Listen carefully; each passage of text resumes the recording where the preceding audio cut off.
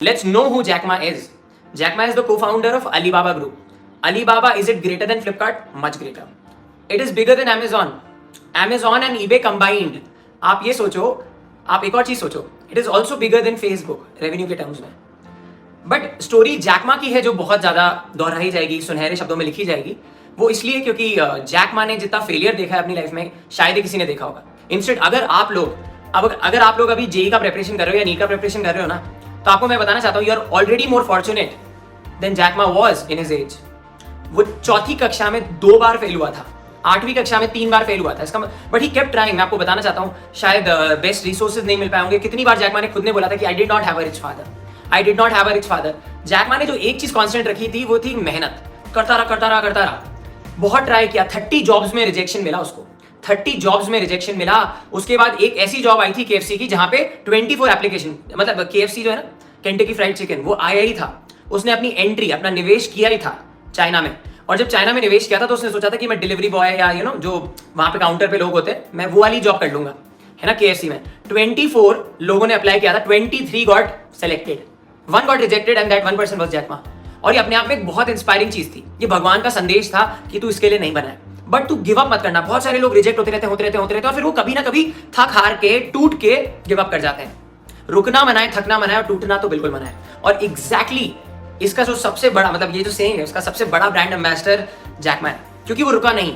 Instead उसने जब वो मीलो ट्रैवल करके जाता था चाइना में, ऑब्वियसली बात है कि इंग्लिश मैंडेटरी नहीं थी, तो English was an international language. तो जैक मा को समझ में आ गया था कि इंग्लिश सीखने से उसे बहुत फायदा होगा.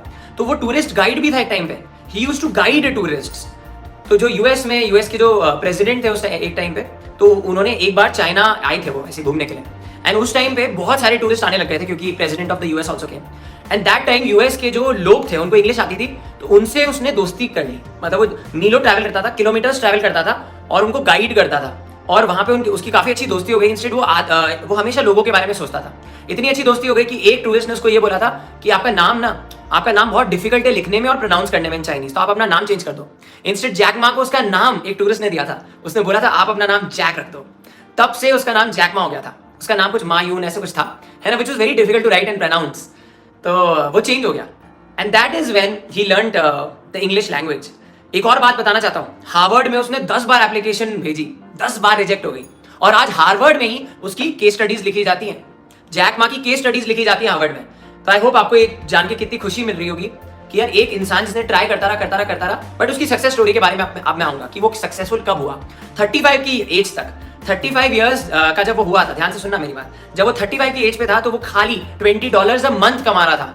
$20 इज क्लोज टू, आप अगर हिंदुस्तानी रुपये में देखोगे तो क्लोज टू 35 to 50 रुपीज, है ना. 35 से 50 रुपए तक वो कमा रहा था एक दिन में जैक मा. और आज 40 लाख करोड़, 40 लाख कि अगर मैं करोड़ पैकेट बनाऊं, है ना, 40 लाख करोड़ वर्थ की अलीबाबा ग्रुप है. 100 मिलियन से ज्यादा कस्टमर्स उस वेबसाइट पे जाते हैं. आप ये सोचो, एक और चीज में मैं मिस ना कर दूं, 70% ऑफ द मार्केट, 70% से जो ज्यादा जो खरीदारी होती है वो अलीबाबा या अलीबाबा के अफिलिएट मॉल से होती है. तो अपने आप में बहुत बड़ी बात है और इंस्पायरिंग चीज है.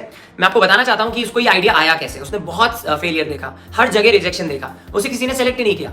वो बहुत आसानी से हार मान सकता था, बहुत बहाने दे सकता था कि यार मेरी तो शायद शक्ल ही बेकार है, मतलब लोग मुझे पसंद नहीं करते, है ना, सही जगह पे मैं कभी भी सही चीज नहीं कर पाता. बट एक बार क्या हुआ, उसी के एक टूरिस्ट फ्रेंड ने उसको यूएस बुलाया. जब यूएस बुलाया तो उसने इंटरनेट देखा. जब उसने इंटरनेट देखा तो उसकी आंखें खुली रह गई. उसने इंटरनेट में बहुत पोटेंशियल देखा. और इंटरनेट को देख के अलीबाबा ग्रुप का आइडिया उसके माइंड में आया था. वो कैसे आया था, नाम कैसे पड़ा, वो सब बताऊंगा मैं आपको.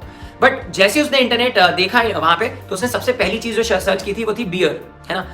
शायद उसको बियर का बहुत शौक था, तो उसने बियर, इट्स हानिकारक है वैसे हेल्थ के लिए, उसने बियर सर्च किया. और फिर उसको ये समझ में आया कि मैं ऐसी ही एक इंटरनेट कंपनी चाइना में बनाऊंगा. तो उसने क्या किया, चाइना में एक कंपनी बनाई येलो पेजेस के नाम से, है ना, जो येलो पेजेस होते हैं जहाँ पे आप बहुत सारे कॉन्टैक्ट ढूंढ सकते हो, जानकारी ढूंढ सकते हो. तो अब उसने येलो पेजेस चाइना में बनाई, बट वो चाइना में चली नहीं, उसको इन्वेस्टमेंट मिला नहीं, पैसे नहीं मिले उसको, है ना.